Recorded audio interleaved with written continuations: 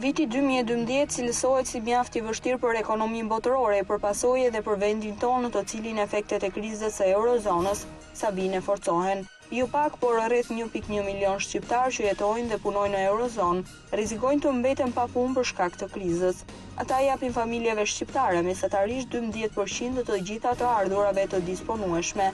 Nga ana tjetër, kriza në eurozonë mund të paksojë kërkesën për eksportet e manifakturës shqiptare, të cilat përbëjnë burimin e jetesës për 1/3 e të gjithë shqiptarëve të punësuar. Europa po përballet me një krizë të thellë ekonomike, e cila sa vjen e përkeqësohet. Greqia është një prej vendeve i cili ndodhet në prag të falimentimit, ndërkohë që në vështirësi serioze ndodhen edhe Spanja dhe Portugalia. Ndërsa në Greqi po shtohen zëra se vendi mund të dalë nga eurozona, shefja e Fondit Monetar Ndërkombëtar Christine Lagarde ka pranuar për herë të parë se institucioni që ajo drejton është i përgatitur për këtë skenar. Lagarde ka thënë gjithashtu se një dalje e Greqisë nga euro do të ishte shumë e kushtueshme dhe e vështirë jo vetëm për Greqinë, por për të gjithë. Një largim i Greqisë do të përfshinte Europën në ujëra të pa eksploruara ligjore. Statistikat e reja tregojnë se papunësia në eurozonë është rritur në afro 11%, çfarë është niveli më i lartë që prej se ka filluar përdorimi i monedhës euro në vitin 1999. Të dhënat e zyrës evropiane Eurostat tregojnë se shkalla e papunësisë në zonën e euros ka qenë 10.9% në muajin mars, më lart se 10.8% në shkurt dhe 9.9% një vit më parë. Analistët thonë se shifrat e papunësisë reflektojnë rënien e ekonomive në eurozonë, në kohën kur qeveritë po ndërmarrin masa të ashpra shtrënguese në përgjigje të borxheve në rritje. Shifrat tregojnë se Spanja ka përqindjen më të lartë të njerëzve të papunë, me më shumë se 24%. Agjencia Gjermane e Punës ka thënë se papunësia në Gjermani ka rënë në 7% në muajin prill.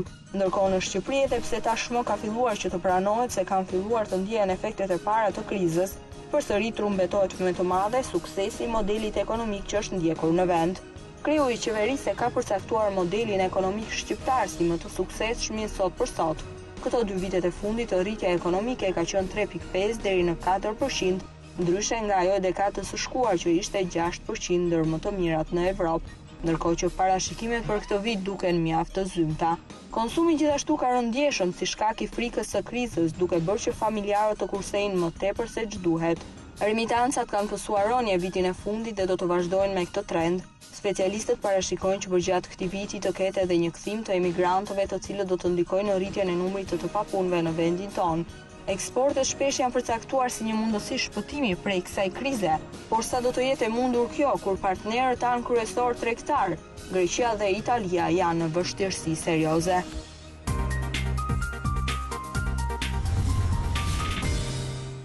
Mirëmbrëma të nderuar teleshikues, mirë se keni ardhur në emisionin Ora Ekonomik të në Radio Televizionin Ora News. Për diskutuar për çështjen e sotme që cila ka mbërthyer Europën për muajt dhe vitet e shkuara, praktikisht 2 vitet e fundit, pra sfida e eurozonës, kam të ftuar doktor Arjan Kadareja, i cili është pedagog në Universitetin Evropian të Tiranës. Mirëmbrëma, se keni ardhur. Mirë se u gjeta. Gjithashtu kemi profesor Adrian Civici, i cili është i njohur për ju nëpërmjet shkrimeve dhe prezencës në televizion, i cili është dhe presidenti i Universitetit Evropian të Tiranës. Dhe do të diskutojmë pikërisht për krizën financiare dhe krizën e eurozonë. Qytetarët me të drejtë ndoshta pyesin, e gjejnë fjalën krizë financiare dhe krizën e borxhit, çfarë është konkretisht krizë financiare?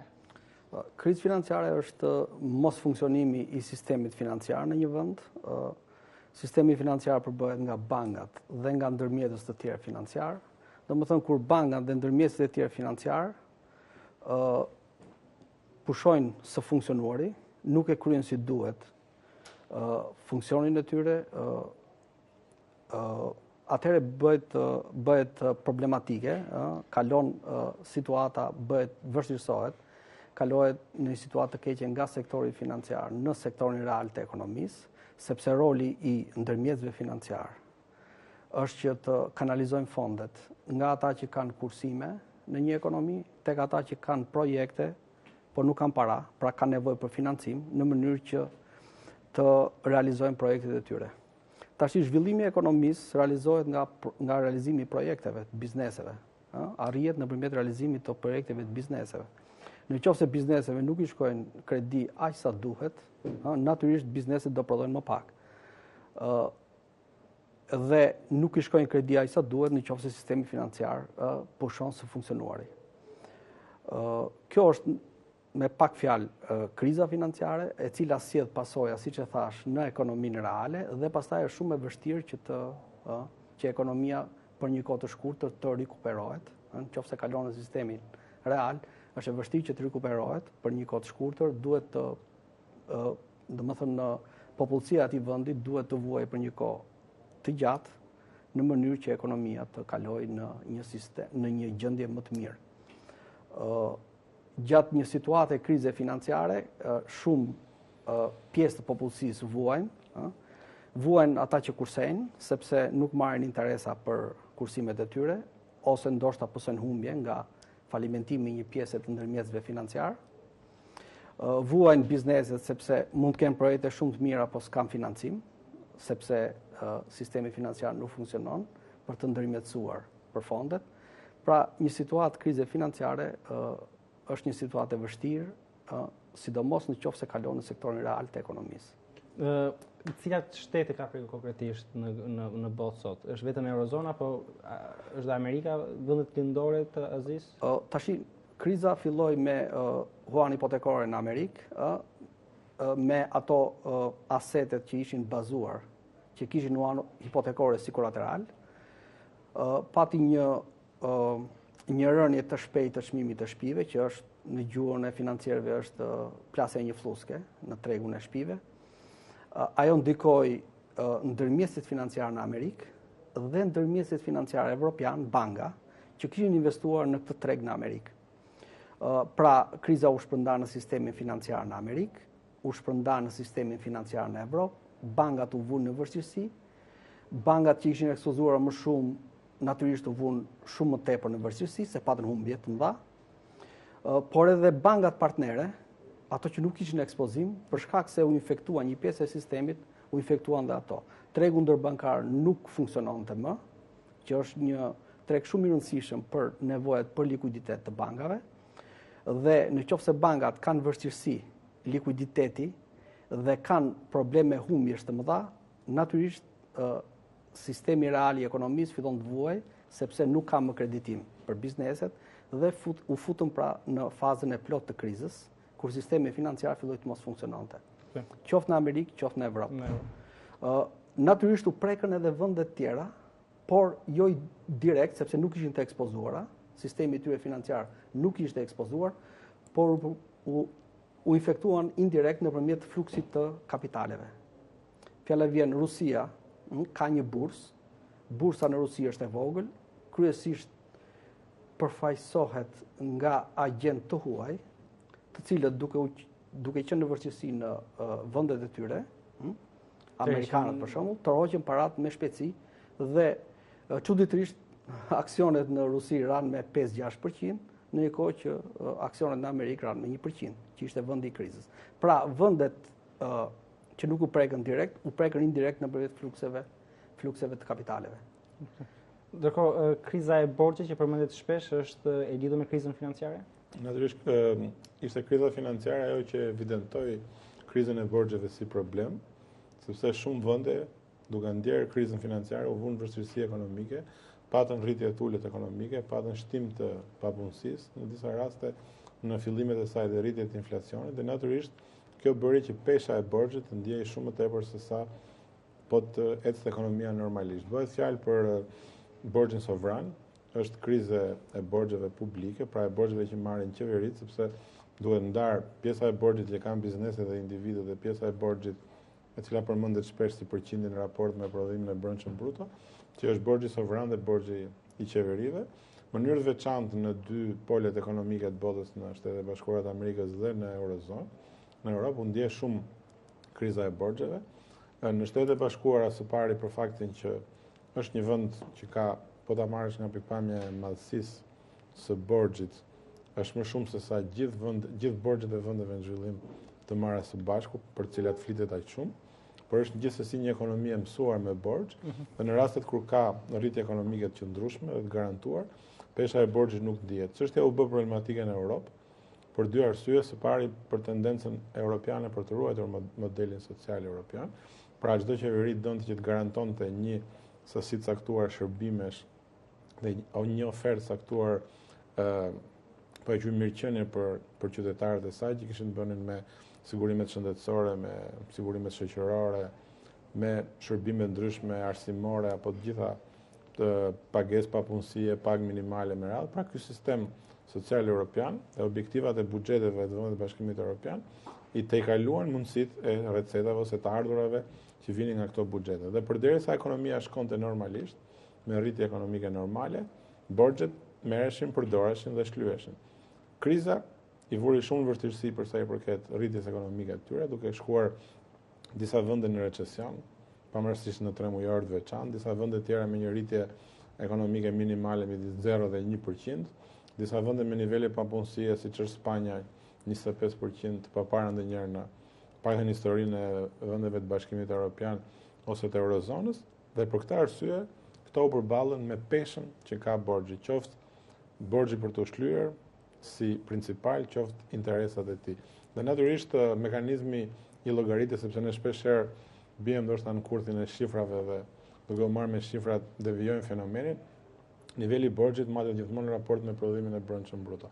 Nëse prodhimi i brendshëm bruto është më i vogël, automatikisht borxhi dhe po të jetë konstant në përqindje del më i lartë. Pra këto vende njohin pikërisht këtë fenomen që i përballi me borxhe. Dhe nga ana tjetër, po të kemi parasysh kompanitë e vlerësimit të situatës financiare dhe stabilitetit financiar të shumë vendeve, filluan të ulin notën e vlerësimit tyre, çka do thotë që ato në tregjet e kapitaleve duhet merrin borxh me një përqindje akoma më të lartë se që kishin marrë përpara. Natyrisht mund të bëjë përjashtim vetëm Gjermania ose në një vend tjetër, por përgjithsisht të gjithë vendet e Eurozonës dhe ato të Bashkimit Evropian, përfshirë këtu dhe Britaninë e Madhe ose disa nga vendet nordike, që historikisht kanë qenë vende shumë stabil, u përfshin në këtë krizë borxhe. Dhe po të shikosh qoftë vendimet më të fundit politikave të Bashkimit Evropian edhe të Eurozonës, për rigorozitetin financiar, për stabilitetin buxhetor, në thelb është reduktimi i peshës borxhit në raport me prodhimin e brendshëm bruto. Ndërkohë që me sa duket pra jemi vetëm në krizë të borxhit dhe jo në krizë financiare në Europë sot. Të dyja janë bashkë, domethënë natyrisht kriza e borxheve ka efekte financiare të mëdha, domethënë sepse ata që janë të ekspozuar ndaj borxhit janë bankat. Ato i kanë dhënë borxh kryesisht qeverive, domethënë nëse qeveritë s'paguajnë, bankat kanë humbje, detyrohen të pranojnë humbje, siç ishte rasti i Greqisë, që detyruan të pranojnë miliarda euro humbje kur nënshkruan marrëveshjen e fundit. Do të thotë që sistemi bankar ka humbje dhe i bie që sistemi mos funksionojë si duhet dhe kriza e borxheve sovrane kthehet në krizë financiare. Ka pasur raste shumë në histori dhe është edhe rasti i fundit nuk se përjashton. Po të shohësh në rastin e Spanjës, në një farë mënyrë është e kundërta. Kriza e bankave që ishin të ekspozuara ndaj sektorit ndërtimit në Spanjë, po përkthehet në një krizë borxhi qeverisë. Qeveria e spanjolle kishte një borxh më të ulët se sa shumë vende evropiane para deri në momentet e krizës. Deri në momentin që flasim, Spanja e ka 60% të GDP-s nivelin e borxhit, në një kohë që Italia e ka 120%. Domethënë Spanja e ka 2 herë më pak. Por Spanja futet në krizën e borxhit sovran sepse sistemi bankar spanjoll ka humbje të mëdha dhe do kërkoj bail-out nga qeveria, domethënë do kërkoj fonde nga qeveria spanjolle që do të shtojnë borxhin e qeverisë spanjolle. Pra, të dyja rastet verifikohen. Kriza e borxheve sovrane kthehet në krizë financiare, ka raste të panumërta në të kaluar, dhe kriza e borxhit të bankave, humbjet e bankave kthehen në një krizë borxhi sovran. Është funksionon dhe si një rreth vicioz që presupozojnë, nënkuptojnë ose shoqërojnë njëra tjetrën. Sot diskutohet shpesh se ku dallojnë dhe ku ndryshojnë kriza e 1929-33 dhe quajtur kriza e depresionit madh dhe mënyra se si u dol nga kjo krizë, po të kemi parasysh programin New Deal që bëri presidenti Roosevelt dhe kriza e 2007-2011, po themi që vazhdon dhe në 2012, kush janë metodat për të dalë prej saj. Dhe pikërisht metoda në këtë rast ishte e ndryshme. Nëse 1929-33 u ndoj filozofia të ashtu quajtur darvinizmi ekonomik ose darvinizmi financiar, pra në sensin kush është i dobët le të shkatërrohet dhe të zhduket, kush është i qëndrueshëm le të rri dhe pastaj rrivim në ekuilibër, çka shkaktoi ndoshta edhe luftën e dytë botërore, po edhe shumë elemente të tjerë. Në rastin e krizës fundit, si mësim nga kriza e 1929-33, autoritetet publike morën përsipër që të zbusnin shumë nga efektet e kësaj krize. Pra, me parat publike të mund të mbështesnin sektorin qoftë privat, financiar apo monetar, duke filluar nga plani Paulson në Shtetet e Bashkuara të Amerikës deri dhe shumë masa që morë qeveria europiane. Dhe kjo çfarë bëri? Nga një tendencë për të zbutur krizën monetare dhe krizën financiare, e ktheu në krizë borxhesh publike të qeverive që ndërhyjnë për ndihmuar bankat ose për ndihmuar trejet për mos t'i lënë që të falimentojnë. Kriza financiare u duk sikur u stopua dhe u kontrollua, ndërkohë që kriza e borxheve prodhoi një krizë tjetër financiare dhe krizë ekonomike që shoqërojnë në uljen e rënies ekonomike. Ai sa tani diskutohet ndoshta që edhe kjo formulë nuk ishte formula më e suksesshme, se jo gjithmonë rigoroziteti financiar dhe rigoroziteti buxhetor deri në ekstrem është rruga e vetme për të dalë nga kriza, sepse bashkë me, po themi, zhdukjen e këtyre deficiteve, po vrasim dhe rritjen ekonomike, e cila është faktori kryesor për të nxjerrë nga këto dy lloj krizash. Dhe ky është debati që bëhet sot për të transformuar pastaj ky debat politikat ekonomike, financiare apo bankare që po ndjekin kryesisht vendet e eurozonës, Shtetet e Bashkuara apo dhe vende tjera që janë në këtë proces. Ai va thonë që shkencat ekonomike nuk është një shkencë eksakte dhe që është statike, por është gjithkohë në përmirësim dhe për të kuptuar pse ndodhin krizat dhe çfarë mund të përmirësojmë në krizën e ardhshme, që më sa duket është e pashmangshme. Natyrisht, ti kërkosh, përdoret një metaforë shumë e bukur, ti kërkosh ekonomistit se kur do ndodhi një krizë, është njësoj sikur ti kërkosh sismologut se kur do bjerë tërmet. Sismologu e studion fenomenin, paracakton kush mund të jenë shenjat e tërmetit, kush mund të jenë pasojat dhe si të mbrohesh prej tij, po është shumë zor për ta përcaktuar. Në njëjtën pozitë janë dhe ekonomistët. Ekonomistët mund të studiojnë efektet dhe pasojat e një krize, mund të nxjerrin mësime, mund të paralajmërojnë se kur mund ndodhi një krizë, por në fundit edhe shkenca ekonomike është shkencë neutrale. Krizat nuk ndodhin nga pamundësia e shkencës ekonomike për të përcaktuar krizat. Por në këtë rast, efekti krizave janë politikat ekonomike, politikat publike, pra është vendimarrja politike që çon në krizë. Sot diskutohet shumë për ngjyrën, po themi, politike të ekonomistëve. Në fakt nuk ka ekonomist as të majt as djathtë. Ekonomistët janë profesion si gjithë profesionet e tjera. Mënyra se si përdoren, si aplikohen, me çfarë synimi përdoren dhe aplikohen teoritë ekonomike, të çon pastaj në zgjidhje ose në rezultate politike. Pra nuk mendoj që ky është një debat jo shumë mirë që e përmendet shpeshherë, sidomos fillimet e krizës, më shumë u vënë ekonomistët me shpatlla për muri se sa politikanët, po tashmë u kuptua që nuk ishte faj ekonomistëve për hapja dhe këto lloj formash që mori kriza financiare dhe kriza ekonomike sot. Që besoj është shpeshherë faj politikanë në mos respektimin e vetë rregullave që ata kishin vendosur, për sa i përket ndoshta dhe kontrollit të kapitaleve, të financave publike. Në qoftë se referohemi krizës fundit eurozonës, borxheve sovrane, faj kanë në mos implementimin e paktit stabilitetit dhe të rritjes, që ishte një pakt që u nënshkrua nga të gjithë, domethënë edhe në një farë mënyrë të gjithë ata që ishin në pozitë vështirë u munduan të shmangeshin, të mos merrnin pasojat, kostot në rast se shkelej pakti. Pra pakti nuk funksionoi dhe situata degeneroi në këtë pikë. Po përsa i përket faktit që ekonomia nuk është shkencë eksakte, mund të themi që ekonomistët nuk kanë dorë për shembull një laborator që të bëjnë eksperimente. Ata, domethënë, e vrojtojnë ekonominë, janë vrojtues në një farë mënyrë pasiv. Kurse një kimist mund të përdorë laboratorin, të shikojë efektet e masave të ndryshme e masave të ndryshme që merr, duke kontrolluar gjithë faktorët e tjerë, mund të shohë efektet e një eksperimenti që bën. Ekonomistët nuk mund të bëjnë eksperimente, nuk e kontrollojnë atë që ndodh, vetëm bëjnë vëzhgime dhe bëjnë studime, bëjnë interpretime, që gjithsesi nuk mund të jenë të sakta 100%. Dhe mbaj mend që ka qenë në New York Times një fotografi e Obamës ku thuhej në 3 profesione të ndryshme. Pyetej sa bën 1+1 dhe avokati thoshte që bëjnë 2. Sa bën 1+1 pyeste inxhinieri thoshte që bëjnë 2 dhe pastaj ishte një spekulator themi financiar i cili pyet sa bën 1+1, ai mbyll derën ato drejtarin dhe i thotë sa do t'i që tjetë. Dhe pyetja është për ju, zoti profesor Civici, në librin tuaj Iluzionet monetare, kam vënë re që flitet shpesh për spekulatorët financiarë dhe jo vetëm të 4 viteve të fundit, por duket sikur janë një qenie më vete që kanë ekzistuar për sa kohë ka pasur para në dorë njeriu. Spekulatorët financiarë kanë lindur që u ka lindur vetë paraja, në cila është një mall shumë i veçantë me veti dhe me shërbime shumë të veçanta, që përzien brenda jo vetëm thjesht logjikën ekonomike, por mentalitetin, karakterin e njeriut, egoizmin, etjen për të fituar shpejt, për të fituar shumë, për të jetuar më mirë. Pra, brenda parasë janë mbledhur shumë veti që nuk e kanë mallrat e tjerë. Natyrisht, padyshim që paraja është elementi bazë i sistemit ku ne jemi sot, është lubrifikanti kryesor dhe pa të nuk e imagjinoj dot se si mund të ishte shoqëria jonë.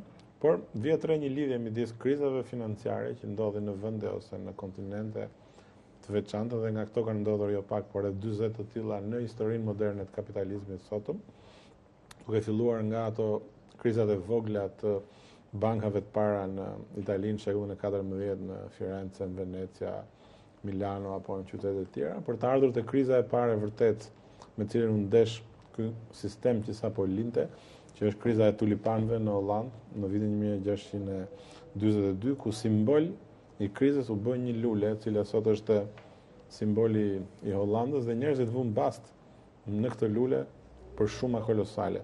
Dhe po ta shikosh pastaj 39 apo 40 kriza të tjera që kanë ndodhur deri te kjo e fundit, të gjitha kanë një element përbashkët, kanë një lloj iluzionit gabuar që krijohet me paran, me tregjet financiare apo me tregjet monetare.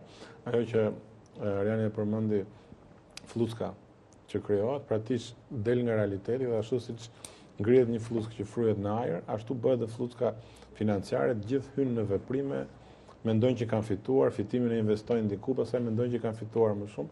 Pra ajo që krijohet në imagjinat është shumë larg asaj që ndodh në realitet. Dhe kur ky disproporcion bëhet shumë i madh, fluska plas dhe ne bien prap me këmbë në tokë. Po ndërkohë një masë e madhe njerëzish kanë humbur gjithçka, ndërkohë që një masë e vogël që janë treguar më të shkallët kanë fituar. Ashtu siç disa shtete humbin shumë, disa shtete fitojnë. Pra duket sikur krizat janë bashkëdhëtare të sistemit kapitalizmit dhe çdo 10 vjet në një formë ose në një tjetër ato ndodhin. Ndërsa spekullimet që ju pyetët bëhet fjalë për ata që mund të quhen mashtruesit financiar, që në thelb janë gjeni do thoya në llojin e tyre, që arrin të kuptojnë të metat e sistemit, arrin të kuptojnë psikologjinë dhe natyrën njerëzore dhe krijojnë skema të tilla ku natyrisht fundi i tyre tashmë dihet se s'ka bërë vaki asnjëra prej tyre të përfundojë me një happy end të lumtur, por të gjitha krijojnë shkatrime, krijojnë shumë dhe përfundimin keq të atyre që i kanë bërë këtë skema, por në forma të ndryshme, sidomos në dy momente, në momentin kur vendet janë në bollëk nëse e quajmë kështu ekonomik dhe financiar dhe njerëzit bëhen të shkujdesur, pranojnë çdo lloj risku, çdo lloj investimi me idenë që fitimi është i lehtë, është i sigurt, i garantuar, dhe tregu financiar dhe tregu monetar ka një lloj mistifikimi. Shumë pak njerëz e kuptojnë, megjithëse në thelb është i thjeshtë, për shumicën e njerëzve duket si diçka mistike, si diçka errët e pakuptueshme, por që me që dikush është i Zoti, ai ti shufishon paratë dhe jo vetëm njerëzit, por edhe shoqëritë dhe institucionet dhe shtetet bëhen pa vëmendshme karshi këtij devijimi. Dhe pikërisht edhe ajo që ndodhi në Shqipëri në 1997 ishte pak a shumë një rast i tillë. Neve i mashtrimit ose një gabimit madh financiar dhe monetar që ne bëm duke qenë pa përgatitur me kulturën e nevojshme monetare, financiare, po dhe njëkohësisht me ëndrrën që në këtë sistem të ri kapitalist gjithçka është e mundur, do jetohet shumë më mirë, shumë bollok. Do të ndërtojmë kafe, do të vini paratë vetë. Ngritëm një skemë që ishte nga skema më çuditshme, por për ta përfunduar, dua ta lidh vërtet me këtë mungesën e kulturës financiare dhe kulturës bankare ose kulturës për marrëdhëniet me para, sepse 2 vjet para nesh me Caritasin e famshëm rumun, rreth 10-12 milionë rumun ishin mashtruar njësoj si ne. 3-4 vjet përpara me skemën MMM në Rusi, me miliona rusë u mashtruan. Një vit mas nesh ndodhi kriza aziatike, ndodhi kriza turke, ndodhi kriza argentinase dhe me radhë. Pra nuk është që shqiptarët ishin pjesë e një vargu krizash, po me sa duket edhe në vendet më të zhvilluara, apo të kam parasysh këtu krizën e fundit, mashtrimin e fundit më të madh financiar që ishte skema e Madoffit në Shtetet e Bashkuara, ku ai ngriti një perëndëri të tillë piramidale me 60 miliard dollar, dhe në momentin që po e arrestonin, e tha si pa gjë të keq që në fakt unë s'kam investuar kurrë, thjesht kam luajtur me paratë e tjerëve. Dhe të mendosh që mund të luash me 60 miliard dollar në bursën e Wall Streetit apo në bursa të tjera, në vendin më të zhvilluar financiar dhe monetar të botës, tregon që askush nuk është imun. Çështja është sa mësime mund nxirren nga një krizë dhe sa të aftë tregojnë pastaj individët, institucionet apo shtetet për ndërtu mekanizma që kjo krizë mos përsëritet, ose edhe nëse përsëritet të jetë shumë e kontrollueshme dhe shumë me efekt më të dobët se sa ajo e mëparshme. Është një gjë që më thënë, një nga arsyet e krizës fundit, në lidhje me të që tha profesor Civici, një nga arsyet e krizës së fundit ishte mos vlerësimi i riskut siç duhet, nga ana e investitorëve, nga ana e agjentëve të tregut, dhe krijohet ajo fluska, dhe në një moment eventualisht fluska do plasi sepse ekonomia dhe financat kthehen në nivelet e referuese normale të themi, që reflektojnë fundamentet, vlerat e brendshme të ekonomisë. Por investimet në këto skemat piramidale janë më të rrezikshme. Njerëzit natyrisht që investojnë nuk e dinë, por gjithsesi të rriqen nga fitimet, ashtu sikurse e shpjegoi profesor Civici, të rriqen nga fitimet edhe i bëjnë prapse prap të investime.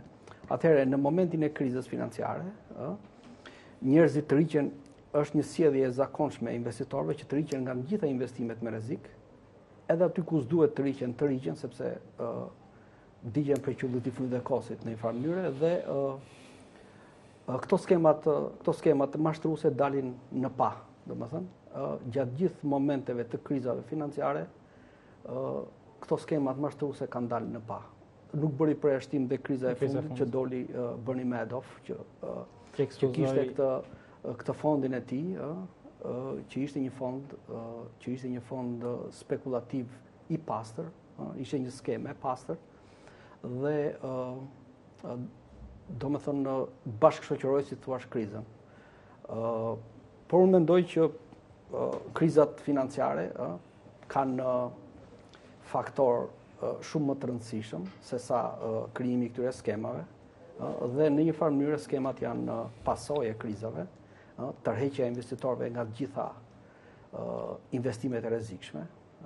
Ndërkohë që Shqipëria besoj e ka nxjerrë mësimin e saj nga kriza e vitit 1997, nga mashtrimi i firmave piramidale besoj, dhe jemi më të kujdesshëm si shoqëri për investimet dhe për marrëdhëniet që kemi me paranë. Do thoya, më kujtohet një shprehje e një investitori të famshëm amerikan që thotë që ka ardhur koha të tërheq paratë e mia nga bursat kur lustraxhiu më tregon se cilat aksione duhet blej. Pra kur si thua qytetarët funksionojnë si një kope dhe blejnë në turm, dhe këto shkaktojnë pastaj krizat që nuk janë bazuar në realitet. Dhe doja të kaloja tek pika kryesore dhe tek kriza e borxhit. Traktati i Maastrichtit që kemi dëgjuar kaq shpesh, i cili u ratifikuar nga të gjitha vendet të cilat më pas janë edhe pjesë e Bashkimit Evropian. Çfarë kishte si synim dhe a arritja ajo këto synime? Janë dy traktatet kryesore që duhen përmendur, pavarësisht se janë në vazhdim të njëri tjetër, traktati i Maastrichtit dhe traktati i Lisbonës, dhe bëhet fjalë për Paktin Evropian të Stabilitetit, krijimi i Eurozonës, përgjithsisht dhe Bashkimi Evropian, nga pikpamja e drejtimit ose asaj që mund ta quajmë Europë ekonomike ose financiare, me traktatin e Maastrichtit përcaktoi disa parametra ose disa kufizime që kishin bënin me deficitin buxhetor, që kishin bënin me nivelin e inflacionit, që kishin bënin me nivelin e borxhit të jashtëm, borxhit sovran, në raport me prodhimin e brendshëm bruto. Dhe të gjithë shtetet anëtare firmosën dhe u angazhuan që këto tre element do t'i zbatonin. Pra do ruanin një nivel 93% deficitit buxhetor, me një mënyrë llogaritjes sipas 4 vendeve me nivelin më të mirë, të njëjtën gjë me nivelin e inflacionit dhe të njëjtën gjë me nivelin e borxhit, ku u përmend dhe shifra 60% në raport me prodhimin e brendshëm bruto, që do ishte niveli maksimal që një vend mund ta. Çfarë ndodhi? Duke qenë që eurozona është ndoshta eksperimenti i parë monetar në botë ku 17 vende tani së fundi me sistemi pavarësisht se janë pjesë e Bashkimit Evropian, por me një liri vendimarrje paktën ekonomike, financiare, buxhetore dhe shumë radhë shumë pavarur nga njëri tjetri, vendosin me një monedë të përbashkët. Kishte ndodhur në histori moneda të tjera të përbashkët, por kryesisht ose në vendet koloniale në raport me metropolin, ose në ish Bashkimin Sovjetik ku kishte një qendër që kontrollonte, por asnjëherë nuk ishte ndodhur kjo. Dhe faktikisht koha tregoi që megjithëse vendet morën këtë angazhim, meqense nuk kishte sanksione për ata që i shkelnin. Dhe njëkohësisht nuk kishte një komisar evropian që është një lloj ministri fushën e ekonomisë dhe financave, pothuajse gjithë vendet, sidomos në përpjekje për të përballuar efektet e krizës që ne përmendëm, devijuan nga këto parametra. Dhe shkalla e devijimit u bë e tillë sa e futi gjithë eurozonën dhe gjithë përgjithsisht Bashkimin Evropian në krizën e borxheve. Shkërbyen disa shkëndija ose disa detonator, filloi fillimisht Irlanda, pastaj Greqia natyrisht është rasti më ekstrem, Portugalia, përpara ishte kriza islandeze, Spanja ishte vendi më i madh kur u trondit dhe Italia natyrisht u kuptua që nuk ishte çështje e një vendi periferik, nuk ishte çështje e një vendi të vogël, po ishte çështje e gjithë eurozonës, e thelbit mbi cilin u ngrit euro, u ngrit eurozona dhe vetë mënyra e funksionimit të Bashkimit Evropian. Dhe mendoj që tashmë zgjidhja nuk mund të jetë më një zgjidhje e pjesshme, as duke shpëtuar apo duke lënë Greqinë në fatin e saj, as duke pritur çfarë do ndodhi me Spanjën ose me Italinë. Ajo që kërkohet është që vendet e eurozonës të kenë një solidaritet shumë të madh, ku natyrisht pesha e sakrificës i kërkohet Gjermanisë në këto momente, po të mund të harmonizojnë sistemet e tyre fiskale, të mund të harmonizojnë sistemet e tyre financiare dhe ajo që është më e rëndësishme, përveç paktit të rigorozitetit buxhetor, u vendosën dhe sanksione automatike për vendet që i shkelin këto kriterë. Pra, ka shumë rënë dakord për ato gjëra që kishte rënë dakord më parë, 20 vjet më parë. U vendosën dy mekanizma të rëndësishëm, mekanizmi i ndëshkimit për shkelësit dhe po shkohet drejt një ministri të përbashkët evropian të financave dhe të ekonomisë, i cili do të disiplinojë këtë situatë.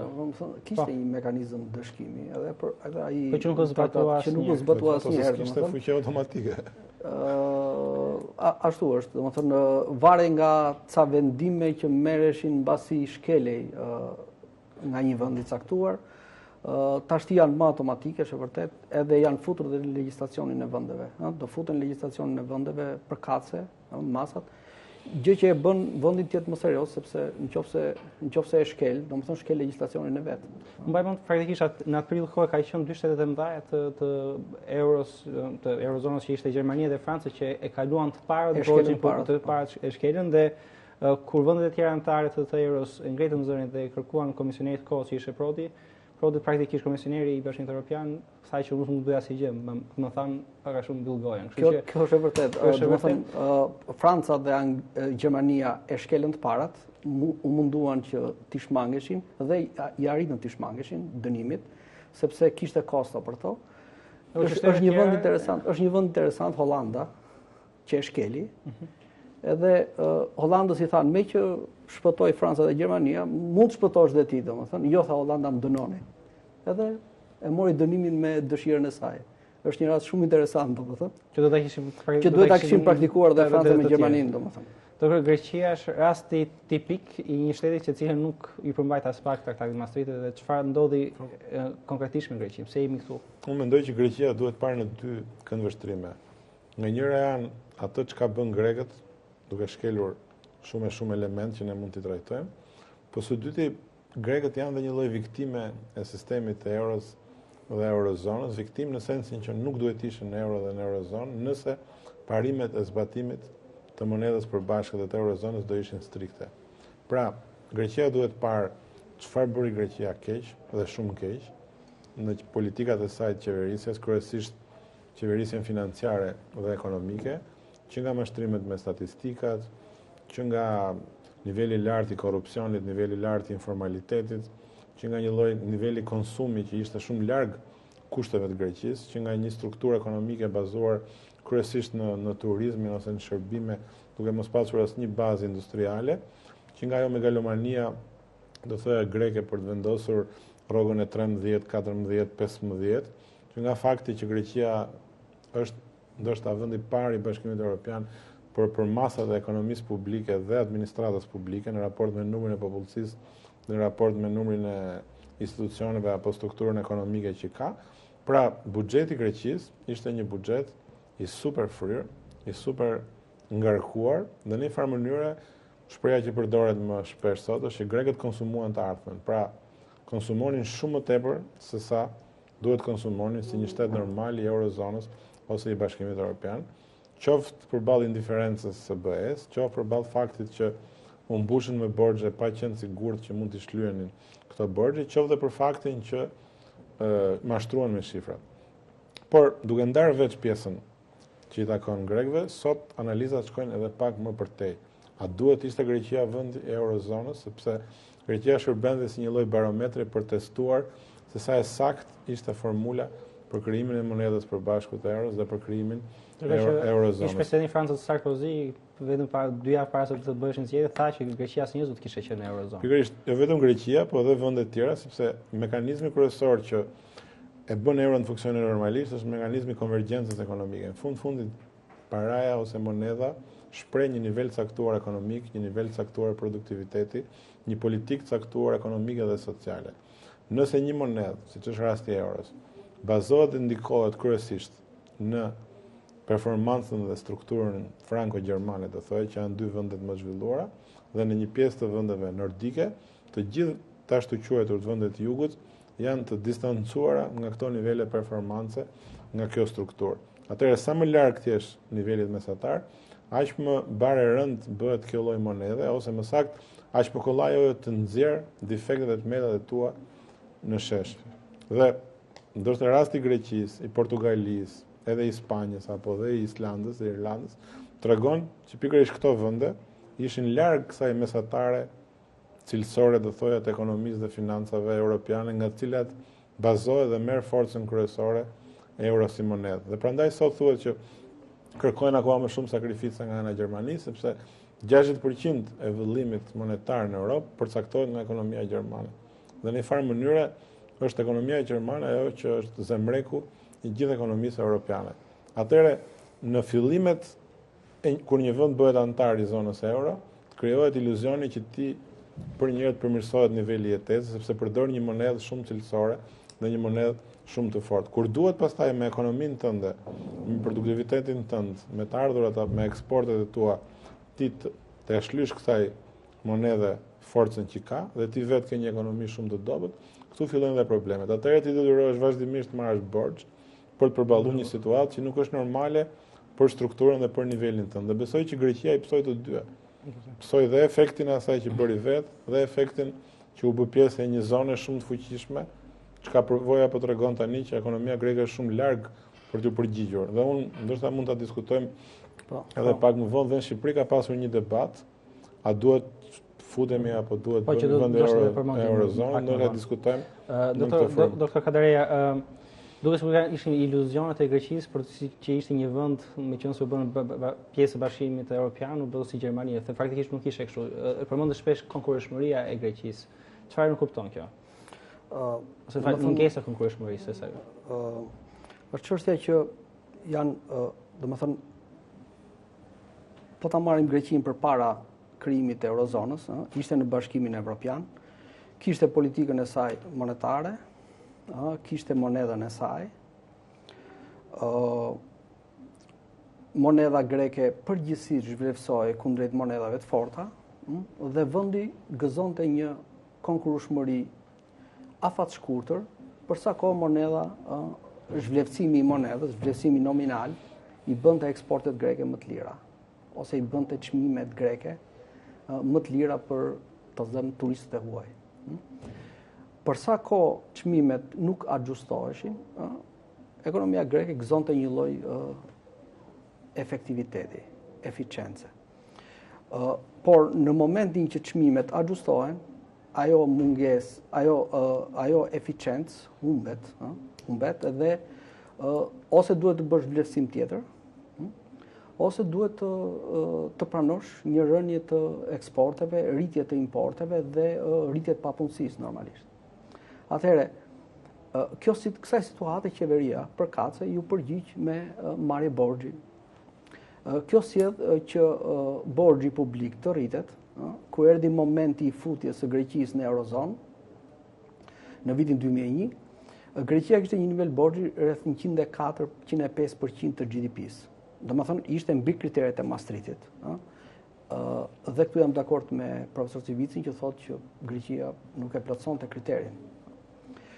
Megjithatë, kriteret e Maastrichtit kishin një opsion që edhe vendet me nivel të lartë borxhi mund të futeshin, por me kusht që në situata normale, brenda një periudhe të arsyeshme, ta çonin nivelin e borxhit në nivelin 60%, sa që ishte kriteri. Të kapnin kriterin për një periudhë të caktuar.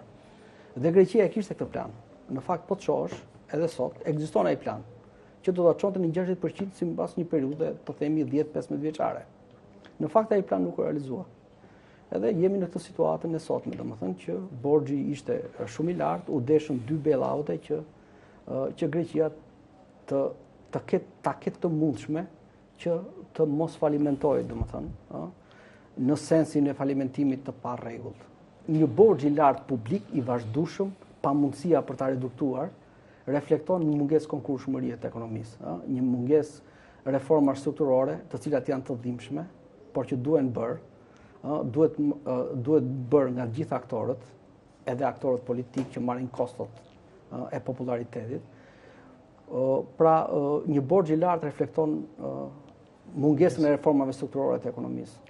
Megjithatë, reflekton dhe politika ndoshta më ambicioze se ç'duhet qeverive për të marrë përsipër angazhime dhe shpenzime dhe pagesa dhe shumë shërbime për një pjesë të popullsisë që për qëllime populiste, për qëllime politike ose edhe për inkoherencë politikash e rëndojnë akoma më shumë buxhetin, e rëndojnë akoma më shumë deficitin edhe borxhin. Dhe besoj që Greqia i kishte të dyja, se fakti që sot politikanët janë shumë të përmbajtur dhe e kanë pranuar edhe publikisht fajin, pranim publik që i bëri që në zgjedhjet e fundit edhe të sanksionohen 2 partitë kryesore në rezultatet që si kishin pasur kur kaq negative, tregon që ndoshta rasti i Greqisë duhet shërbejë dhe si një rast studimor në sensin që çfarë e ardhme e pret Eurozonën, kush janë mekanizmat që duhen rregulluar dhe kush është procedura për të vazhduar më tej.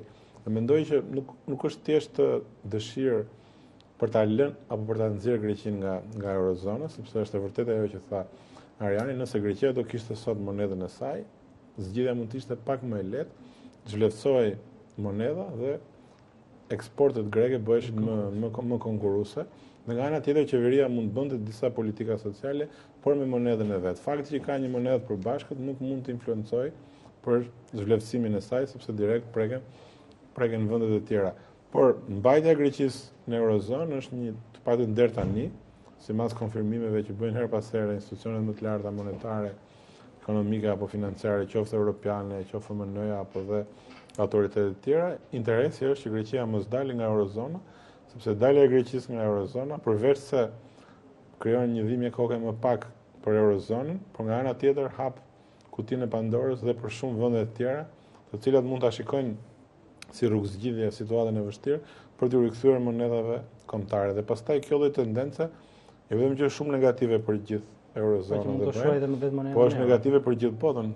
Është e çuditshme që një vend i vogël me 11 milion banor, siç është Greqia, të gjendet një titull në shtypin kryesor amerikan, që Amerika shqetësohet, tregjet financiare në Amerikë tronditen nga situata në Greqi. Pra, ai që ne quajmë globalizim financiar ose globalizim ekonomik tashmë është real, dhe rasti grek, prandaj është i rrethuar me kaq shumë diskutime, me kaq shumë debate, nuk është më thjesht Greqia, po është rasti që tregon se sa i qëndrueshme është Eurozona dhe kush duhet të jenë hapot që duhet ndërmerren që të mos arrihet dhe për vende të tjera e njëjta situatë. Të nderuar televizionistë, po shohim emisionin Ora Ekonomie dhe tema sotme është sfidat e Eurozonës. Ndjejmë një shkëputje të shkurtër publicitare dhe kthehemi sërish në studio.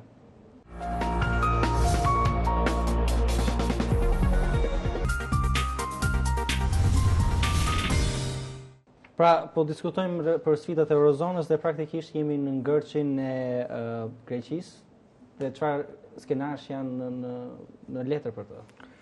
Është skenari bazë që Greqia ka nënshkruar një marrëveshje, ka marrë borxh, ka kaluar borxhin nga sektori privat kryesisht tek sektori publik. Në sektorin publik futim qeveritë e eurozonës, Bankën Qendrore Evropiane, futim Fondin Evropian të Stabilitetit Financiar, futim dhe FMN-n që është një fond qeverish. Pra borxhi nga sektori privat në bazë të marrëveshjes së fundit kaloi në një borxh publik. Domethënë Greqia i ka borxh qeverive në një farë mënyre. Në qoftë se zbatohen ato pika që janë të shtrënguara në terma të deficitit buxhetor vit pas viti, në terma të niveleve të borxhit, në terma të shpenzimeve të qeverisë, në terma të reformave strukturore që duhet të fillojë të ndërmarrë gradualisht. Në qoftë se zbatohet ky plan, Greqia futet në një rrugë që e çon natyrisht për vite të tëra, e çon në nivelet 60% të GDP-s. Kjo ishte rruga e vetme, është një rrugë e shtrënguar. Grekët duhet të shtrëngojnë rrypin dhe duhet jenë të predispozuar që të bëjnë reforma strukturore. Aktualisht borxhi publik është 160%. Ka rënë me marrëveshjen e fundit. Nuk e di shifrën eksakte, por duhet rrotullohet rreth 130%. Pra është më shumë se do të jetë më gjysma se kësaj që është aktualisht borxhi publik në vitet e ardhshme. Eksakt, domethënë nuk është për 10 vjet, është për një periudhë caktuar. Domethënë, sipas planit aktual, Greqia në vitin 2020 duhet shkojë poshtë 120% GDP-s, borxhin, dhe pastaj 120% që mendohet si tavani, dhe Greqia ka mundësi që me një situatë ekonomike më të mirë, edhe në bazë të reformave që do kryej, edhe në bazë të reduktimit të shpenzimeve, në bazë të privatizimeve të ndërmarrjeve shtetërore që janë barë në buxhetin e shtetit, ka mundësi që të shkojë drejt 60%, por natyrisht do kërkoj vite të tëra. Ky është plani aktual, nuk është plan i lehtë, është shumë i vështirë, por është plan i mundshëm. Mundësia tjetër është që Greqia të dalë nga eurozona, të falimentojë në borxhin publik, të dalë nga eurozona, dhe në atë rast natyrisht do fusi dramin si monedhën e saj. Problemet me futjen e dramis do kenë të bëjnë kryesisht me inflacionin, me destabilitetin makro, sepse qeveria e vetmja mundësi është që të marrë borxh në tregun e brendshëm, nga që ka falimentuar nuk merr borxh dot në tregun e jashtëm.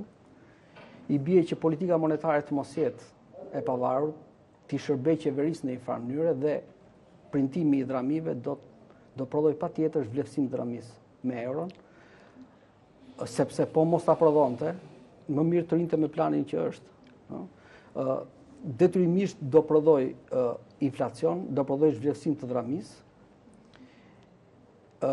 Natyrisht kushtet do t'jenë të variushme, ka mundësi që bizneset të fitojnë në konkurrueshmëri, atë që thamë përpara.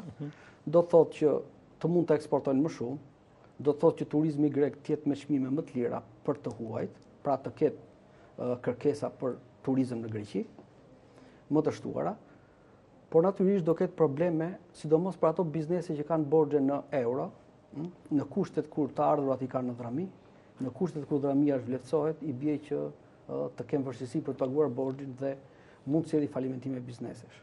Ai humsi i madh në fakt është publiku grek, i thjesht grek, sepse vuan inflacionin, humbet fuqinë blerëse, ka probleme për mbrojtjen nga inflacioni, sepse individët nuk kanë një investim që t'i mbrojnë nga inflacioni, nuk mund të bëjnë investime se kanë sasira të vogla parash. Natyrisht do ketë probleme me punësimin, destabiliteti makro dhe inflacioni i lartë është jo eficiencë në ekonomi, do të thotë që sinjalet në ekonominë greke do shtrembrohen dhe normalisht Greqia nuk është se do fitojë një gjë të madhe nga ky fitim i përkohshëm në konkurrueshmëri. Që ta mbaj këtë lloj fitimi në konkurrueshmëri duhet të zhvlerësoj vazhdimisht dhramin, domethënë. Gjë që është provuar në të kaluarën nuk jep rezultate. Në atë rast çmimet fillojnë edhe bëhen shumë më të lëvizshme dhe e ke gjithmonë më vështirë që të fitosh konkurrueshmëri duke zhvlerësuar monedhën. Çmimet e mbushin për një herë situatën dhe nuk ka ndryshim në vleftën reale të madrave ose të shërbimeve që ofron. Ndërkohë, një ndër masat që është marrë është privatizimi masiv i sektorit publik në Greqi. Lajmet flisin që ishte më mirë që shteti paguante për taksi disa qytetarë të kalonin nga një qytet në qytet tjetër, sesa të shkonin për shumë me Ekurudën që i ka qenë prodhuesi shtetërore, ku borxhi ishte afërsisht 10 miliardë dollar. Sot çfarë ndodh dhe sa realizohesh më një gjë është e qartë që zgjidhja greke kërkon 3 aktorë që të jenë në një mendje. Deri tani kemi parë vetëm pjesën e kushteve ose planit stabilitetit që ka bërë Trojka, Bashkimi Evropian, FMN-ja dhe Banka Qendrore Evropiane, pra kushtet e një skeme ose formule makroekonomike të thoja që i disiplinon financat greke, qoftë në 2020 apo në 2030 për t'i prunë ekuilibër.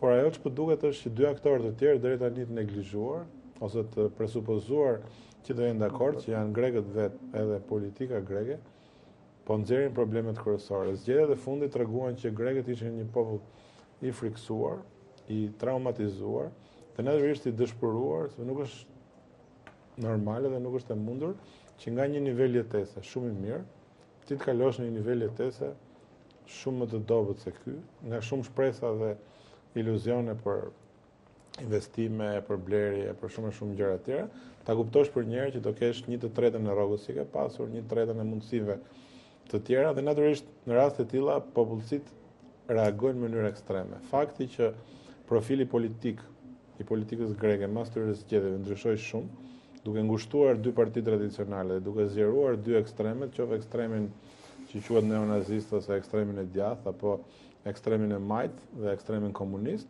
tregon që një pjesë e madhe e popullsisë greke nuk e suporton dot, nuk e kupton, ndoshta edhe ka shumë vështirë ta kuptoj, që e presin sakrificat mëdha, ndoshta edhe një gjenerat, një brez i tërë për 20 apo 30 vjet, duhet bëj sakrifica që vendi të ri stabilizohet. Pra, unë jam pak më pesimist se kush do jetë e ardhmja e Greqisë. Natyrisht Greqia ka qenë një vend që ka luajtur edhe me pozitën e saj gjeopolitike. Perëndimi ndihet shumë i atashuar me Greqinë, sidomos Anglia, Franca, vetë Europa ku kultura greke ka qenë origjina e kulturës europiane.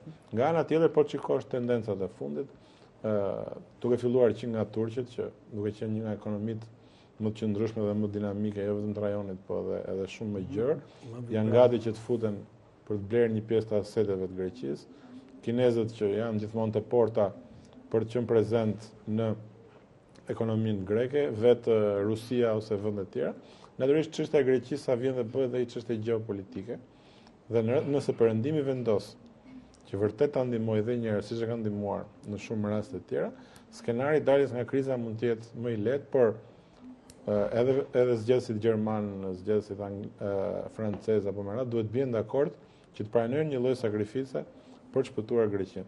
Nëse do ishte thjesht dhe vetëm Greqia për ta përballuar këtë, unë mendoj që skenari i daljes nga euro është një skenar i mundshëm, ndoshta ka diskutime për të mos bërë një nxjerrje nga euro, por një lloj karantine monetare disa vjeçare për ta izoluar nga disa efekte të jashtme derisa për ta stabilizuar. Por një gjë është fakt që sot askush nuk mund të thotë nëse ka një skenar A ose një skenar B të përcaktuar.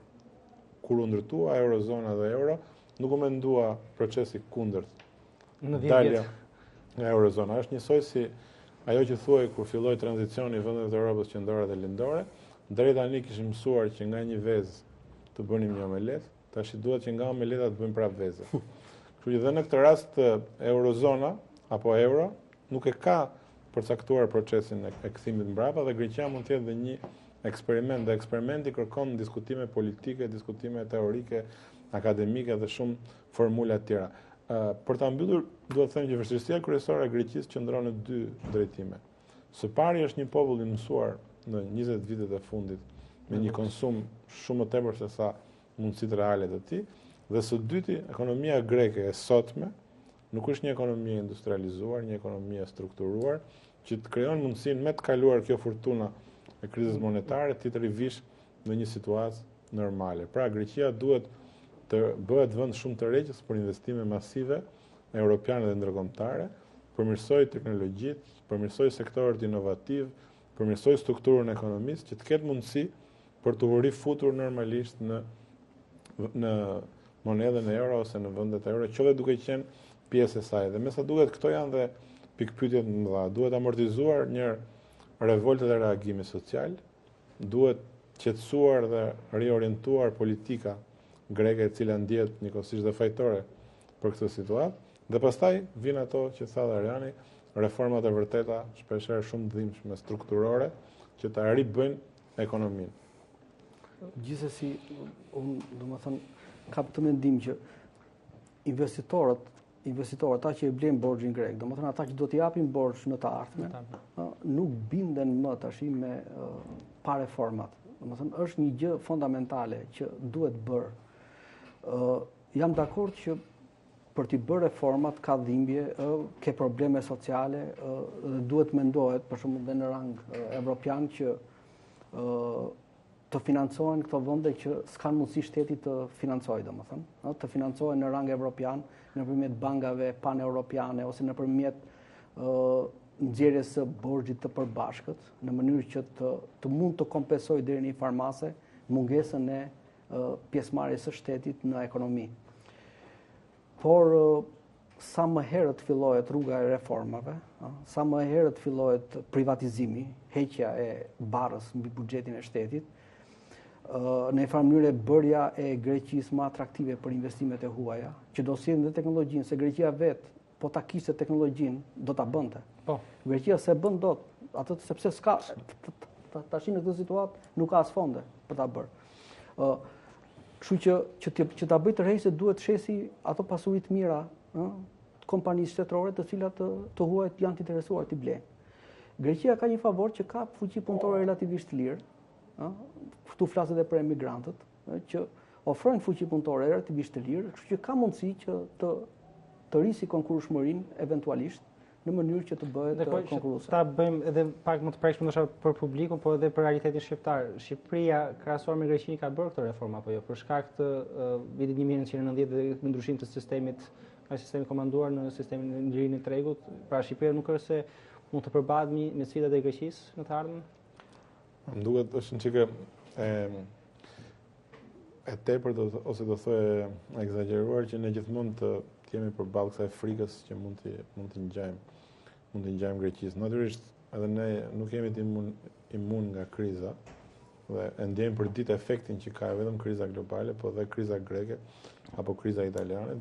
Disa element të krizës greke natyrisht që i shikojmë dhe në realitetin shqiptar, siç mund të jetë rasti diskutimeve pafund që bëjmë për statistikat, që mendoj që nuk është normale dhe mund të jemi nga të paktat vende në botë, mund të mos thoni vetmi, që dhe shifrën kryesore, siç është GDP-a apo borxhi, vazhdojmë të diskutojmë, duke vënë çdo herë ndyshim ato që nxjerr instituti shtetëror që është instati. Dhe ndoshta mosbesimi ose kakofonia me shifrat mund të kthehet në një faktor negativ nesër, si sinjal për biznesin, për investime, për qytetarët për të rritë konsumin, apo dhe për vetë investitorët e huaj që ne presin për të ardhur investime direkte. Ndërsa për sa i përket elementeve të tjerë, mendoj që jemi distant në raport me Greqinë. Së pari, shteti është shumë më i vogël se sa në Greqi, sektori publik është shumë më i vogël, pra ne kemi zbatuar 2 nga parimet kryesore që i rekomandohen vendeve për ta përballuar këtë krizë tani, qeveri e vogël, pranë publike e vogël, treg i madh, iniciativë e lirë. Pra nga kjo pikpamje dallojmë nga Greqia dhe ndoshta dhe disa mësime tjera të krizës greke duhet jemi koshient dhe të përgjegjshëm për t'i analizuar, për mos lejuar që ato përsëriten ose të ndodhin në realitetin shqiptar. Më afër se kaq nuk mund ta kesh shembullin se si s'duhet bësh. Por thjesht mjaftohemi me një deklarat natyrës populiste ose një debati të ashpër politik dhe ta përdorim rastin grek ose rastin tjetër për si monedhë shkëmbime apo akuze politike, mendoj që më shumë shkaktojmë kaos edhe efekte negative se sa përfitojmë nga këto element negativ që prodhoi kriza greke në vetvete. Është e vërtetë, domethënë që i pajtohem atyre që tha profesor Civizi, në Shqipëri domethënë pati një rritje të borxhit në raport me GDP-n, arsyet i dim domethënë për ndërtimin infrastrukture, ka vite që investohet në infrastrukturë. Infrastruktura sot e Shqipërisë është në një nivel të kënaqshëm, mendoj unë, domethënë të arsyeshëm për të stimuluar turizmin dhe natyrisht edhe sektorin privat me industritë e me të tjera, transportin e tjerë. Domethënë ky hap ishte i domosdoshëm, Unë e vlerësoj që ndaluam tek 60% dhe dukemi që kanë commitment të fortë që të mos kalohet 60% i GDP-s, është një nivel i lartë, duke pasur parasysh edhe kushtet e ekonomisë sot, edhe krizën e borxheve sovrane në Eurozonë, edhe situatën e tregjeve financiare që nuk investojnë me rrezik, i largojnë rrezikut. Kështu që niveli mbajtja e borxhit nën 60% GDP-s është një masë e mirë, serioze, që i bën mirë Shqipërisë. Ndryshe nga Greqia, të paktën shteti shqiptar nuk është problematik në krijimin ndoshta të një investisi në të ardhmen. Po të krahasojmë qoftë me vendet e rajonit, për mos shkuar më gjerë, sepse jemi dhe vend i vogël edhe në një rajon do thoya problematik. E para një nuk jemi më keq se sa vendet e tjera, përkundrazi në disa tregues jemi më mirë, por ajo që unë duhet të vlerësoj është që vazhdojmë të kemi rritje ekonomike pozitive. Megjithatë, kjo rritje është në nivele minimale dhe përtej asaj që tregon që nuk kemi rënë në recesion, se nuk rrezikohemi që të bijmë në recesion, kryefjala në Shqipëri, në muaj dhe në vitet që vazhdojnë, është rritja ekonomike, çlirimi i burimeve dhe faktorëve të rritjes. Po mbyllim një periudhë 20 vjeçare tranzicioni. Është hapur debati që gjithë kemi marrë pjesë edhe ju e keni trajtuar shumë shpesh për modelin ekonomik, që në fakt përtej shprehjes model ekonomik është struktura e burimeve të rritjes. Një pjesë e burimeve të rritjes klasike që na kanë ndodhur këto 20 vjet, duke filluar nga remitancat, nga sektori i ndërtimit, nga të ardhurat nga privatizimet apo elemente të tjerë, duket që po shkojnë drejt ezaurimit ose me efekte minimale në ekonominë shqiptare. Përpara na shtrohet një 20 vjeçar ku duhet kërkojmë burime të tjera rritje, burime që vijnë kryesisht nga inovacioni, që vijnë nga teknologjitë e reja, që vijnë nga kapitali njerëzor, që vijnë nga politika të suksesshme dhe që vijnë mbi të gjitha nga cilësia e integrimit që ne do kemi në rajon Bashkimin Evropian dhe cilësia e përballimit globalizimit me politikat tona, ku nuk mjaftojnë më thjesht avantazhet krahasuese, që siç na ndodh që themi gjithmonë, po pse nuk zhvillohemi ne, det kemi, pyll kemi, tokë kemi. Në fakt, teoria e avantazheve krahasuese tash është zëvendësuar me teorinë e avantazheve konkurruese.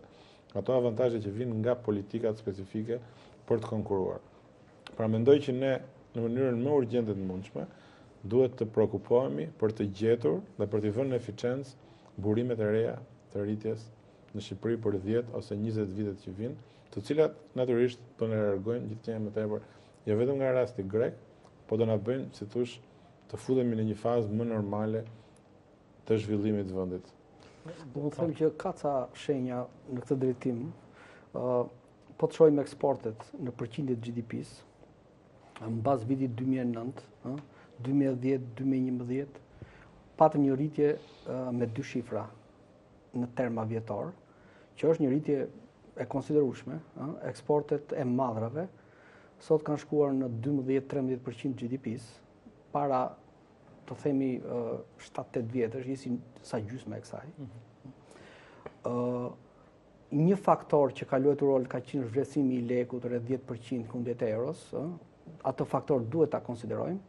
Një faktor tjetër mund të ketë të bëjë edhe me revolucionet arabe që domethënë ju dha dorë fasonet shqiptare që të eksportonin më shumë, sepse italianët zëvendësuan. Por unë them që një faktor tjetër duhet të jetë dhe fakti që shteti, domethënë qeveria ka mbajtur një deficit buxhetor në termat e Maastrichtit, themi nga 3.5%, pra ka ndërhyrë shumë më pak në ekonomi Dhe kjo ka bërë që bizneset private të marrin një rol më të rëndësishëm. Një rol ka luajtur dhe bara e ulët fiskale, që i ka bërë bizneset të jenë më eficiente dhe më konkurruese. Po, ndërkohë që a mendoni që Shqipëria mundet të rrezikohet nga një dalje e pritshme ose nëse ndodhi ndalje e Greqisë nga zona euro?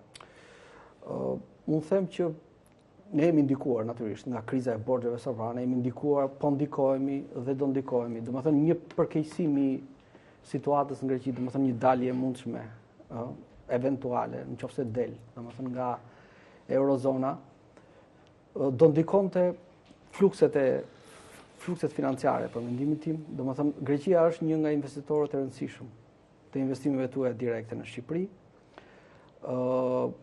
Natyrisht firmat greke do ishin një pozicion më të vështirë.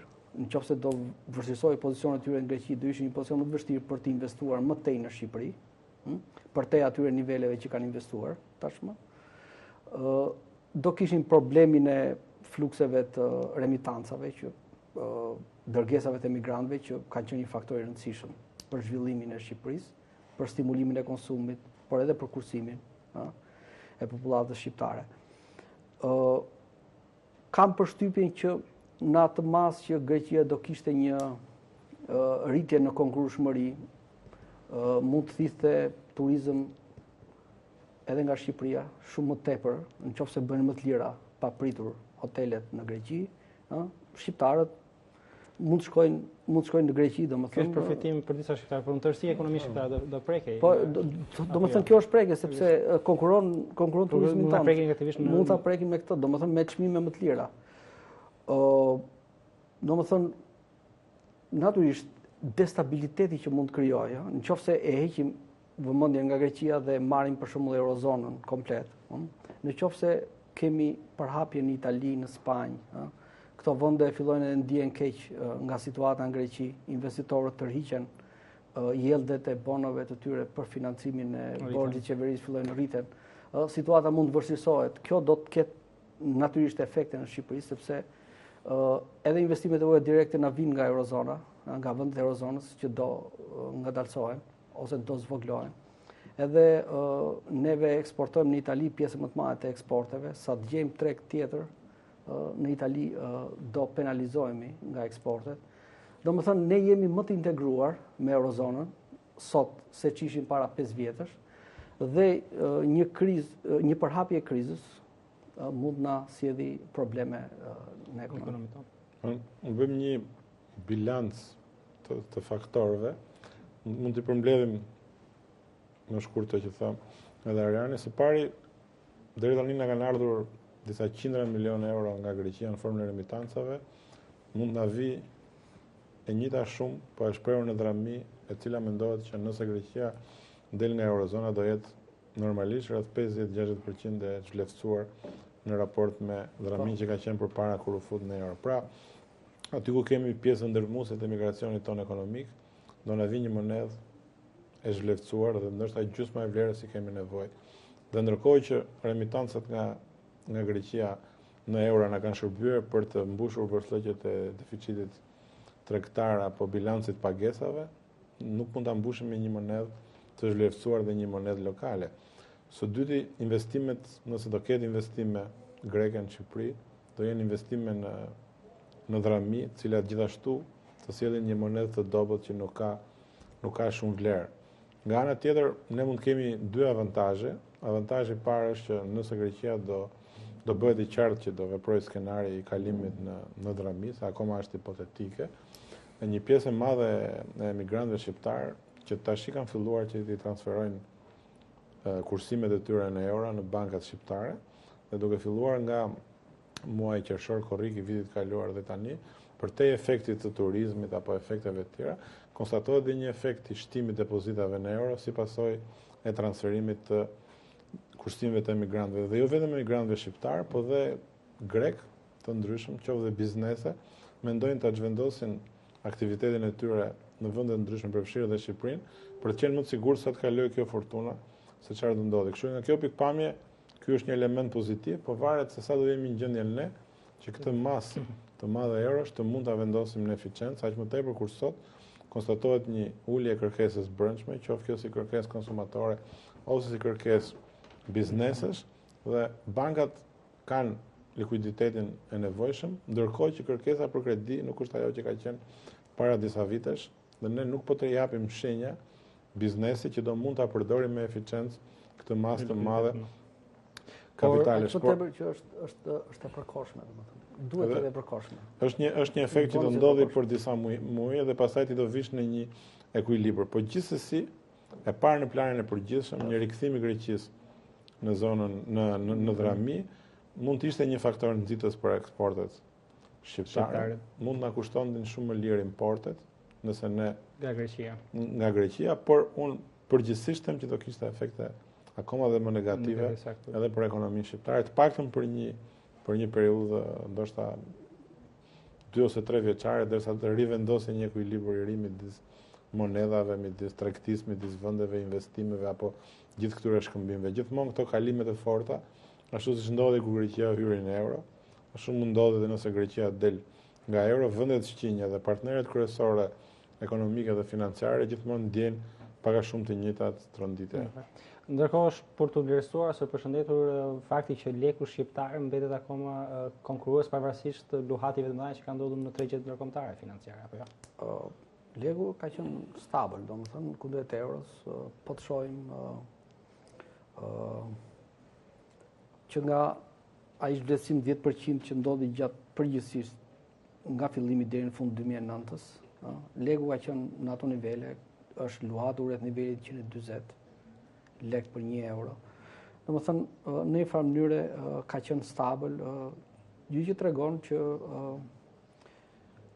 flukset tregtare që përcaktojnë nivelin e kursin e këmbimit të monedhës kanë qenë të qëndrueshme, ashtu sikurse eksportet janë rritur, domethënë që kanë kompensuar në një masë të konsiderueshme, bile më shumë më tepër rënien e remitancave. Domethënë ekonomia shqiptare ka performuar mirë gjatë kësaj periudhe, kështu që është arsyeshme që leku të qëndruar në nivele stabil kundrejt euros.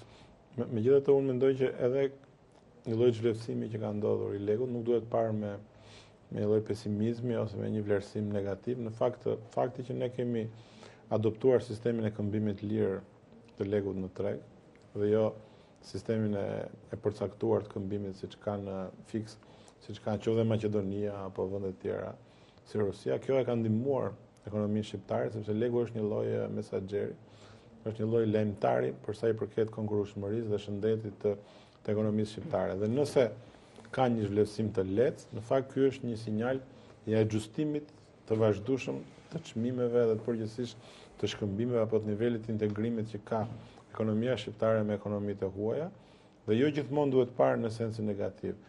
Në fundit edhe monedhat, ashtu si çdo mall tjetër, kanë raportin kërkesë-ofertë të tyre. Fakti që leku është stabil tregon që shumë nga parametrat e ekonomisë shqiptare, që mbështeten kryesisht dhe reflektohen tek leku, e ruajnë këtë lloj ekuilibër me ekonomitë e tjera në një nivel konkurrueshmërie, në produktiviteti apo edhe nivel prodhimi. Fenomen në Shqipëri që ndodh dhe në vende të tjera, por ne e kemi pak më theksuar, është ai që quhet eurizimi i ekonomisë. Megjithëse ne nuk jemi vend antar i eurozonës dhe nuk përdorim euron, llogaritet që të paktën rreth 30-35% e ekonomisë shqiptare është eurizuar. Çka do thotë që një sasi e caktuar çmimesh, shitjesh, blerjesh brenda apo jashtë, pra përdorimi i euros si monedhë kap në nivelin 30-35% funksionimin e ekonomisë dhe shërbimeve në Shqipëri.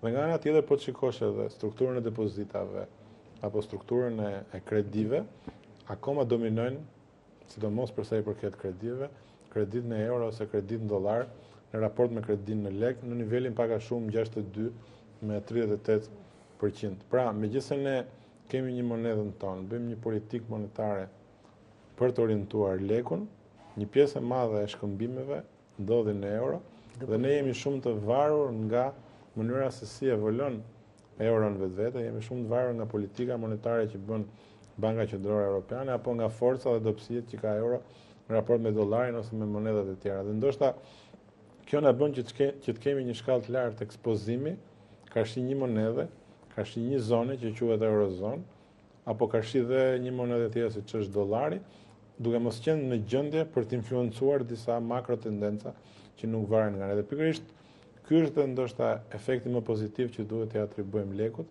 që dhe në këto kushte, që pasqyron një ekonomi të vogël, që është një monedhe e vogël dhe bashkëton me një monedhë shumë të fuqishme, që shpreh interesat dhe çfarë ndodh në një zonë shumë të fuqishme të botës, tregon që duhet vlerësuar ky lloj stabiliteti dhe ky roli që luan monedha. Ndoshta këtu është rasti edhe për diskutuar një debat që u bë, tani nuk bëhet më në Shqipëri, por në fakt para 2-3 vjetësh, 4 vjetësh kur eurozona ishte në shpërthim të plot pozitiv, do thoya që të futemi shpejt në euro.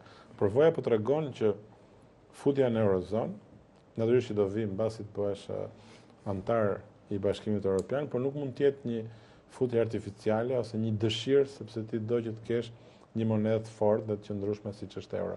Ashtu siç po bëjmë shumë reforma për të bërë vend antar i Bashkimit Evropian, ashtu duhet bëjmë dhe një seri reformash, ndoshta edhe më cilësore, edhe më të mëdha, për të përshtatur tregjet financiare, tregjet monetare dhe shumë tregues të ekonomisë tonë, që të hyjmë normalisht në eurozonë. Siç e tham në fillim të emisionit, çdo devijim i produktivitetit dhe i nivelit ekonomisë nga ekonomia që merret për bazë të kthehet në të kundërt kur ti bëhesh pjesë e një bashkimi monetar.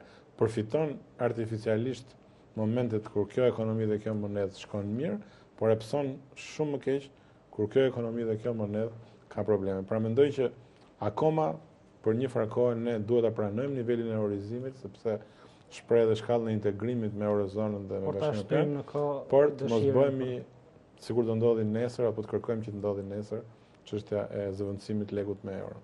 Është një gjë që domethënë po të marrim 2009-ën, leku është vlerësuar 10% kundër euros, ekonomia shqiptare përfitoi nga kjo sepse dha një efekt pozitiv në eksporte. Domethënë në një farë mënyrë një goditje që na erdhi, goditje kryesisht financiare në formën e flukseve të munguara e tjerë, remitancat e munguara e tjerë, u përkthye nëpërmjet kursit këmbimit që ishte fleksibël, u përkthye në një stimul për sektorin e eksporteve. Kështu që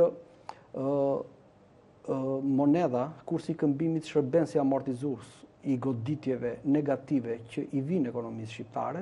Në këtë sens ka kuptim që të jetë fleksibël kursi i këmbimit, por meqense tregtim më të madhe e bëjmë me eurozonën, meqense fatet tona ekonomike në një farë mënyrë janë lidhur ngushtë me fatet e eurozonës, një luhatje shumë e madhe e kursit të këmbimit do të jetë dëmtuese, domethënë, kështu që jam dakord që një politikë fleksibël e kursit të këmbimit është pozitive për një ekonomi që megjithse ka referencë eurozonën, përsëri ka raste ku mund goditet në mënyrë asimetrike dhe në këtë rast fleksibiliteti i kursit të këmbimit përkthehet në një faktor pozitiv.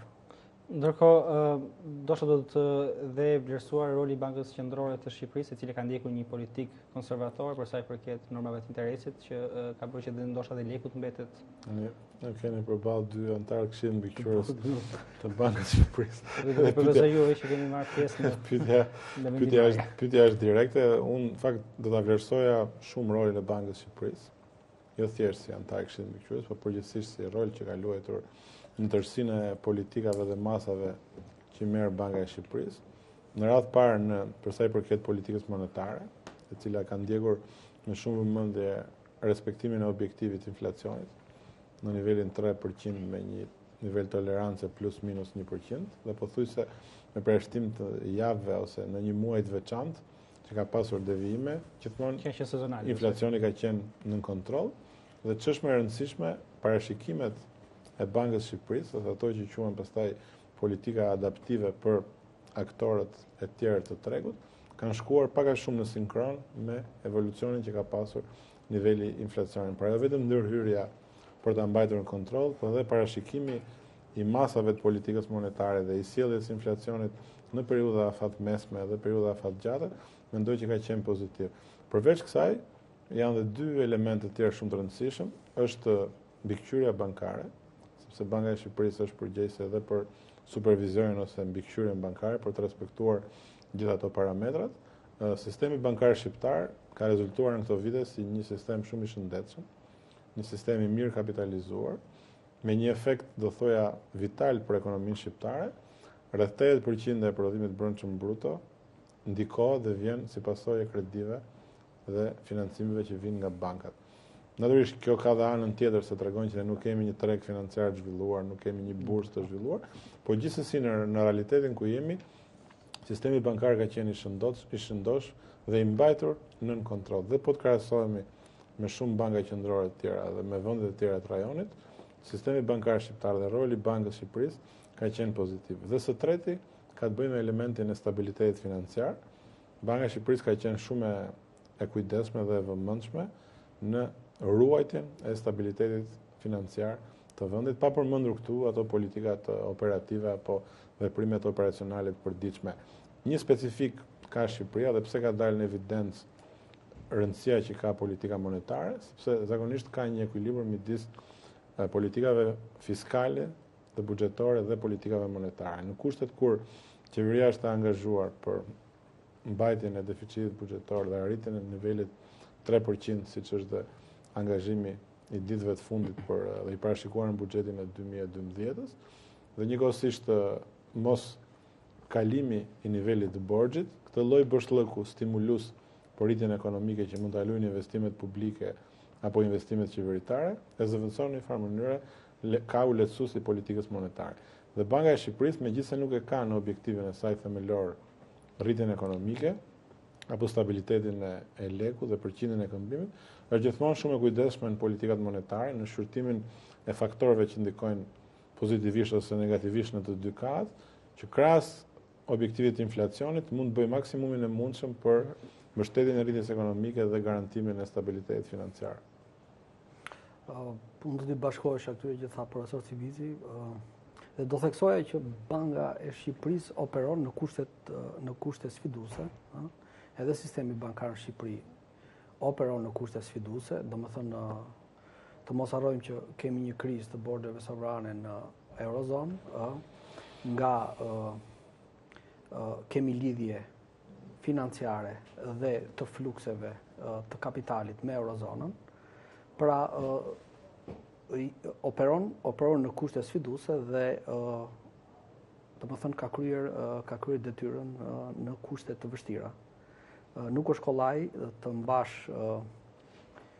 mbash një objektiv të inflacionit, një objektiv të stabilitetit financiar, një sistem bankar të shëndetshëm, me likuiditet të bollshëm, me një nivel të lartë kapitali në kushte të tilla.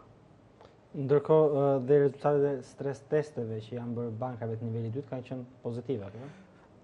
Po, domethënë Banka e Shqipërisë rregullisht bën stres teste, Departamenti i Stabilitetit Financiar bën rregullisht stres teste të tilla për të parë si do të ndikojë sistemi në tërësi në kushte jo të zakonshme të këqija. Rezultatet kanë treguar që sistemi bankar është i mirë kapitalizuar, ndonse bankat veçanta do të kishin nevojë për shtesë kapitali, por natyrisht eksperimenti bëhet në kushte shumë të vështira. Supozohet që bankat nuk e rrisin kapitalin, në fakt bankat rregullisht e rrisin kapitalin në Shqipëri. Kështu që unë them që edhe rezultatet e stres testeve japin konfidencë Bankës Shqipërisë. Atëherë ju falenderoj për pjesëmarrjen. Sot pra zonjë do të folëm për sfidat e Eurozonës. Kishim të ftuar doktor Arjan Kadriati, i cili është pedagog në Universitetin Evropian të Tiranës, dhe profesor Adrian Civici, i cili është presidenti i Universitetit Evropian të Tiranës. Ju uroj një mbrëmje sa më të mirë dhe shihemi sërish javën e ardhshme. Natën e mirë.